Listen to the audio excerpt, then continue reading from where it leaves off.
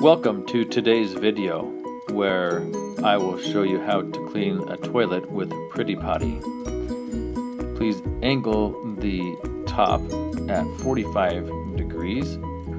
That way when you squeeze it into the toilet, it will shoot upwards underneath the lip of the toilet. Go up as high as you can. It'll be yellow to start with and then it will turn blue. Grab your toilet brush and then put it inside the toilet, right down the center, and push it as far as you can. You'll feel it stop. Then rotate the brush in a clockwise motion and then a counterclockwise motion. That way you get it from both angles, get it nice and clean. And then finish up around the upper lip.